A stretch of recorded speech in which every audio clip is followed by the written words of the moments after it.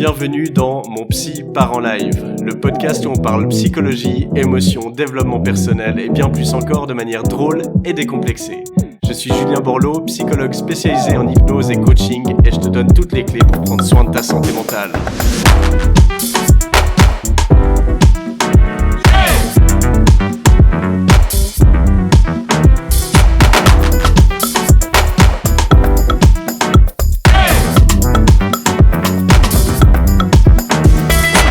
Bonjour et bienvenue dans ce nouvel épisode de mon podcast Mon Psy part en live. Je suis Julien Borloo, psychologue à Lausanne et aujourd'hui on va avoir un épisode fun parce que je vais vous parler de mes films d'animation préférés, surtout des films d'animation qui ont eu un impact sur moi, qui m'ont fait réfléchir, que j'utilise aussi beaucoup en tant que référence dans mes consultations.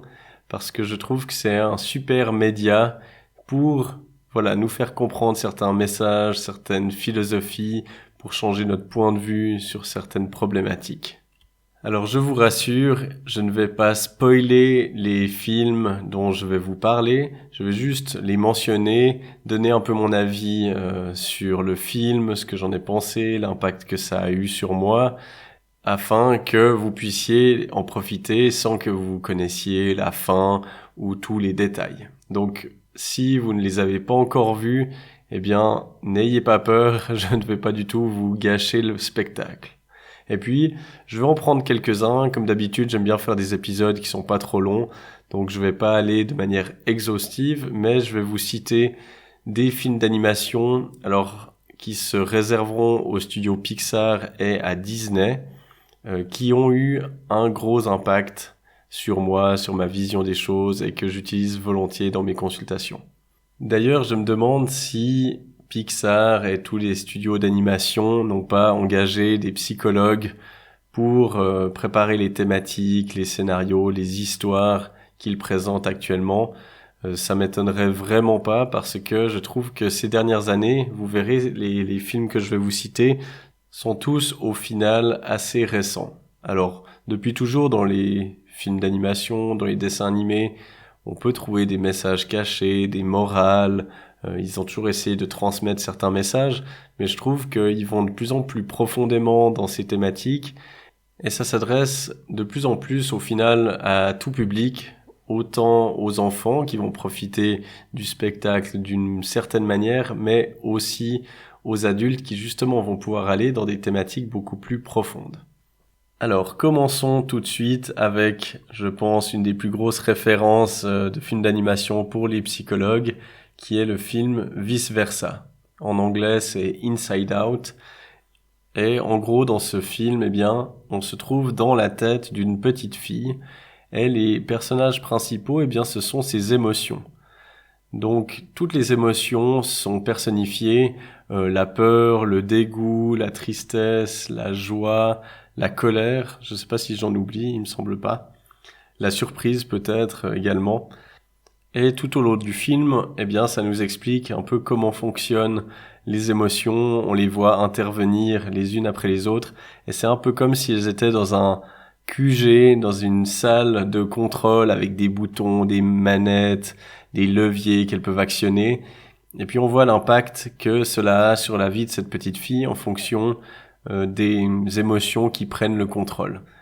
Et je trouve que c'est un superbe film pour justement commencer à aborder la thématique des émotions avec vos enfants, mais aussi en tant qu'adulte, c'est hyper intéressant de le voir parce que les émotions sont très mal comprises.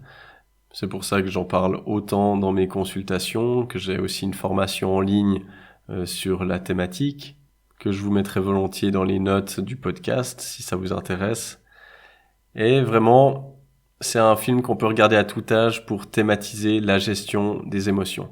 Le fait que ces émotions soient personnifiées, c'est hyper utile aussi. Par exemple, si vous discutez avec votre enfant et qui vit, comme tout enfant, comme tout être humain, différentes émotions, c'est aussi plus simple de thématiser la question en disant est-ce que tu arrives à dire quel est le personnage aujourd'hui qui s'est exprimé quand tu agis comme ça, quand tu m'as dit ça. Et je trouve que c'est un super outil pour aborder ces différentes thématiques. Un autre film qui m'a particulièrement marqué, c'est le film Coco, qui est aussi des studios Pixar et qui se déroule au Mexique avec un petit garçon. Tout le film tourne autour de la thématique de la mort, parce que au Mexique, eh bien, peut-être que vous connaissez, mais il y a la fête des morts, et c'est une fête très particulière, très joyeuse au final, où on célèbre les morts et où les familles se rassemblent pour rentrer à nouveau en contact avec les personnes défuntes. Et c'est une thématique, je trouve, très intéressante, parce que on n'en parle pas assez, à mon goût, dans notre société. C'est pas le cas dans toutes les sociétés, mais c'est vrai que dans les sociétés occidentales, on a fait un peu de la mort un tabou, quelque chose dont on ne parle pas, qui n'existe pas. Et puis, eh bien, le fait de ne pas parler de quelque chose, ça le rend beaucoup plus angoissant. Alors que avant, eh bien, on était beaucoup plus confrontés à la mort. Les gens mouraient aussi davantage à la maison. Maintenant, les gens meurent beaucoup en hôpital. Donc, on est très distancié, en fait, de la mort. Et donc, de pouvoir avoir un média comme un film, comme ce film Coco, pour aborder ça, eh bien, je trouve très intéressant si vous êtes en train de vivre un deuil, si vos enfants en vivent un, ou pour les préparer même à cela. C'est un super film à regarder. Et une des morales, eh bien, c'est que, en fait, on ne meurt vraiment que quand plus personne ne se rappelle de nous. Et ça, je trouve que pour le deuil, eh bien, c'est extrêmement important comme message parce que, eh bien, le corps physique de nos proches disparaît et voué à disparaître, mais le souvenir, les qualités, les valeurs de ces personnes, eh bien, on peut toujours les faire vivre en nous. Et ça, dans un processus de deuil, c'est extrêmement précieux. Un troisième film que j'ai bien apprécié, qui ressemble un peu à Coco dans l'ambiance, je pense aussi tout simplement parce que ça se déroule pas si loin que ça du Mexique, c'est le film Encanto, la fantastique famille Madrigal, qui est une histoire qui se déroule en Colombie et où on suit la vie d'une grande famille où tous les membres, ou presque, de cette famille ont un don qu'ils reçoivent à un certain âge. Et on voit tous les dons de toutes ces personnes et puis on voit que c'est pas forcément facile de vivre avec ces dons et d'être valorisé que au travers de ces compétences-là. Et je trouve que c'est un très beau film pour parler de toutes les problématiques familiales, ou plutôt toutes les dynamiques familiales, parce que c'est pas forcément problématique, mais les dynamiques familiales, elles sont présentes dans toutes les familles. Et ça permet d'aborder la valorisation notamment. Le fait que l'on soit valorisé au travers d'une compétence et pas du reste. Ça permet d'ouvrir le spectre et de montrer que on peut être accepté, on peut être apprécié, valorisé pour d'autres choses que notre talent, par exemple. Ça parle aussi de l'exclusion de certains membres, du tabou qui peut se trouver et qui peut se former autour de certaines histoires de famille. Donc, en termes systémiques et familial, c'est un outil de réflexion hyper intéressant, je trouve. Et donc, je vous incite à regarder ce film. En plus, au niveau de l'animation, je trouve qu'il est très joli, très coloré. Donc, ça fait voyager également. Il y a un quatrième film qui me vient à l'esprit, qui est sorti il y a pas longtemps du tout, qui est aussi un film des studios Pixar et qui s'appelle Alerte Rouge. Alors, c'est un film super intéressant, je trouve, au niveau de la thématique, qui a fait pas mal de bruit aussi parce qu'il y a un côté assez féministe dans ce film, où, il y a la thématique un peu de l'adolescence. On suit une petite fille chinoise, il me semble, et il y a toute une métaphore, notamment autour de la puberté, autour de l'arrivée des règles, autour des changements corporels et émotionnels que ça peut amener, qui sont symbolisés avec un gros animal, comme ça, qui surgit lors de ces moments émotionnels. Et puis, j'ai bien aimé ce film parce que ça parle vraiment de la différenciation. Ce processus de différenciation qui est nécessaire, notamment au niveau de l'adolescence, mais c'est un processus qui peut arriver à tout moment de la vie. Et c'est tout le challenge, autant pour les enfants que les parents, de savoir, ok, comment maintenant je me différencie de ma famille, de mes proches, tout en restant lié à eux.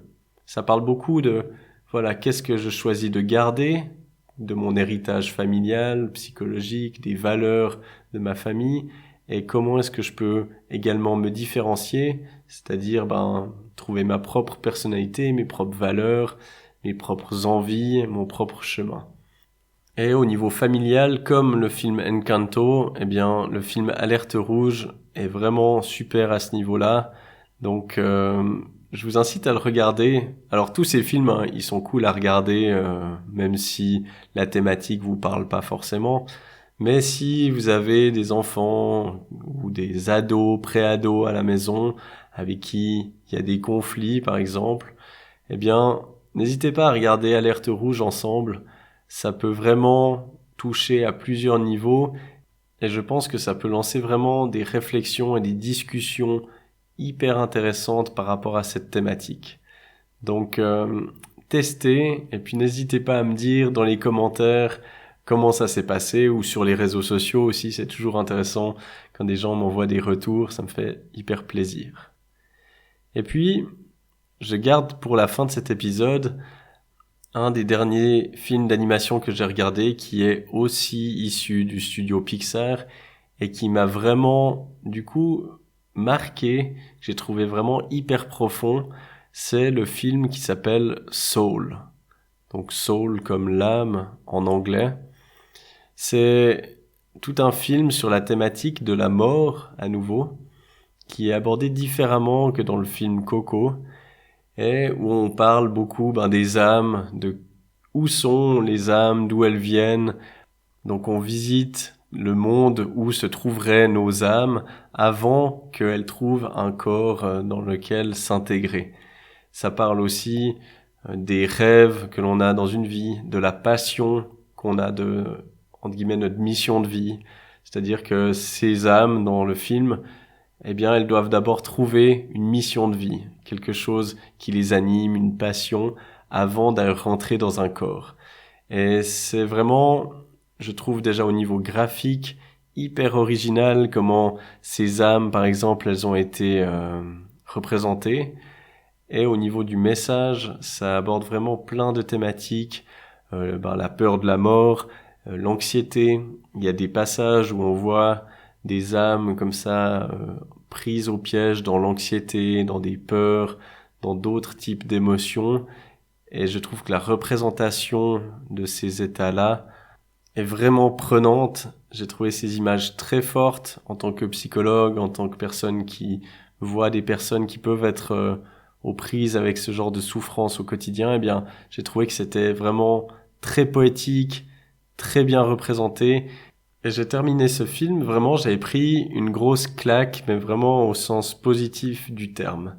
Parce que, j'en ai déjà parlé dans d'autres podcasts, mais la thématique de la mort, c'est une thématique que j'aborde très volontiers et sur laquelle je réfléchis beaucoup. Et ce film, il m'a vraiment beaucoup marqué à ce niveau-là.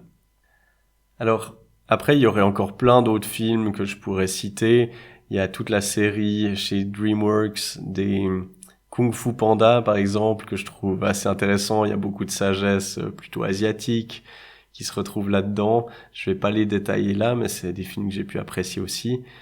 Je vous encourage vivement à regarder ou re-regarder ces films, autant seul qu'avec vos enfants ou des jeunes, s'il y en a dans votre entourage. Je suis sûr que ça peut être vraiment des sources de discussion hyper intéressantes. C'est très pédagogique comme c'est présenté.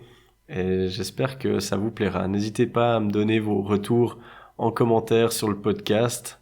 Et je vous dis à très bientôt pour un nouvel épisode. Et voilà, on arrive à la fin de cet épisode. Je tenais à vous remercier du fond du cœur de m'avoir écouté jusqu'au bout. Si vous voulez soutenir ce podcast, n'hésitez pas à le partager à vos amis, à commenter et à mettre une évaluation sur l'application de podcast que vous utilisez. Ça m'aide vraiment énormément, donc merci d'avance pour cela. Je vous mets dans les notes du podcast toutes les infos nécessaires pour mon site internet, pour mes formations en ligne et pour toutes les références que je pourrais vous transmettre par rapport à l'épisode.